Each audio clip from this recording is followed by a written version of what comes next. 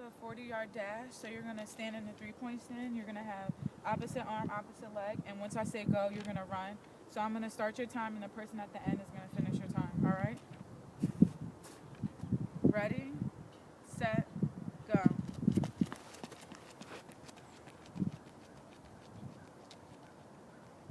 So we're gonna use weights as cones because we don't have cones, and she's gonna use her feet to mark out 5 yards in between each weight.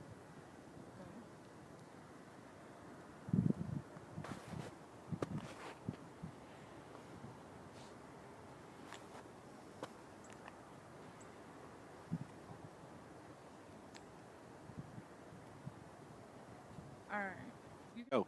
All right, this is the 5 test. So she started her 5 feet right here at the yellow line she first marked off. So what you're gonna do is you're gonna start in the middle, right here at this weight. And when the person says go, you're gonna run, touch the weight, turn around to your left, run all the way down to the farthest weight, touch it again, turn back to your left, and then come back to the middle. Stop it.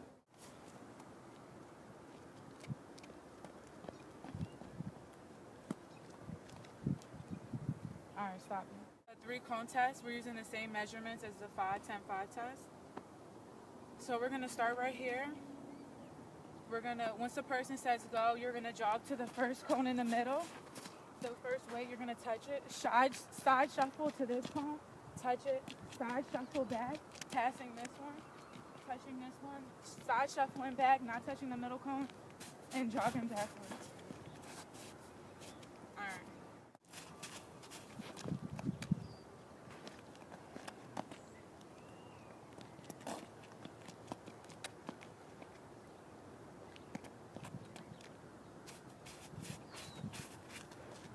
All right, good job. That's it. Head ball put test, which is for strength. So you're gonna hold the ball in your hands, you're gonna squat down, and you're gonna push up. Go ahead. Stand and long jump. So you're gonna have your feet about shoulder width apart. You're gonna squat down, use your arms, swing them back, and jump forward.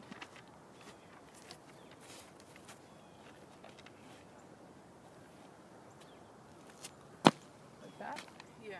The test we're gonna do is the vertical leap. I have 2 tape measures. One is at 7 feet and one is at 7.5 feet. So what you're gonna do is you're gonna have your feet shoulder width apart. You're gonna swing your arms back and jump up to try and reach one of the tapes. Now we're gonna perform the test. So for the strength test, we're gonna see how many push-ups I can do in 30 seconds. Before we start the test, I'm gonna demonstrate how to do a correct push-up.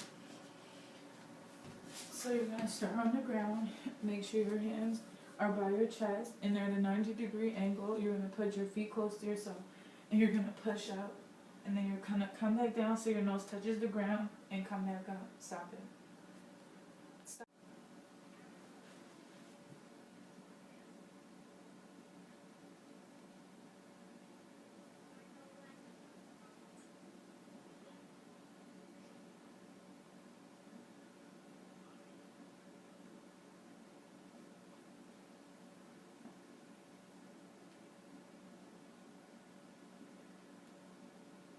This is FMS test. We're going to do overhead squat. So being that we don't have a bar, we're going to make sure that the camera makes sure that our arm is all the way back past our head. So to start off, you're going to have your feet in about a little bit wider than shoulder width apart. And then what you would do is you would squat down, keeping your chest up and picking the bar off the floor, picking it up and holding it on your head and making sure your arm's in a 90-degree angle. And then you would come down into a squat, making sure that you're breaking parallel and your arms are all the way back. So I'm just going to turn to the side so you'll be able to see all my positioning. So I'm picking the bar off the floor. I'm bringing it up here to 90 degrees, making sure that my elbows are 90 degrees. And then I'm going to drop down, bringing parallel, making sure my arms are back. And then I'm going to come back up. And keep my my feet open and my arms didn't stay all the way back. You would normally give a modification before scoring, but because we don't have modification, I would be scored a 2.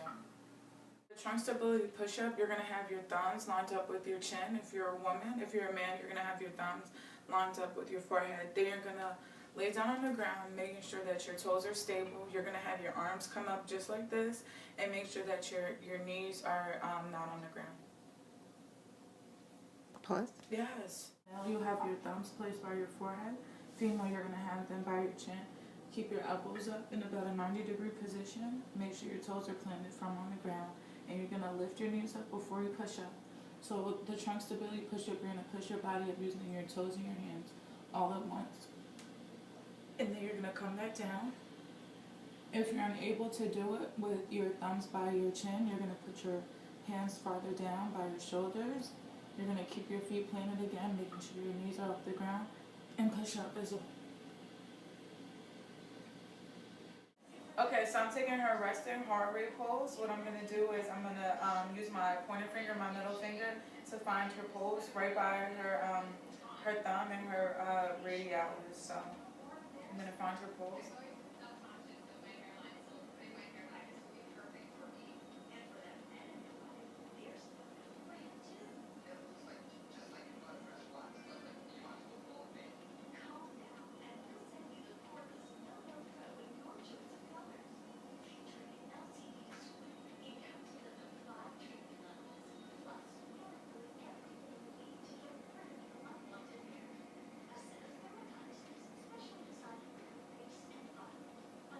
Okay, so I got 40 heartbeats in 30 seconds, so multiply that by 2, that's 80 beats per minute.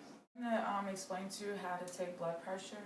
You'll have the person sit down, and they'll have their left arm, because that's the part that's closest, that's the arm that's closest to your heart. You're going to have them sitting down on a chair, arm on the table in this position. You'll have them wait for about 5 minutes to get a low heart rate, resting heart rate, because you don't want their heart beating faster just after activity, because their blood pressure will be high.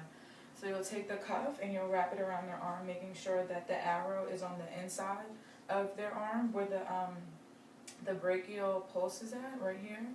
So you'll wrap the cuff around, and then you'll put the stethoscope in your ear so that you'll be able to listen to the pulse, and when the systolic and the diastolic pounds hit, because that's how you're going to measure your blood pressure.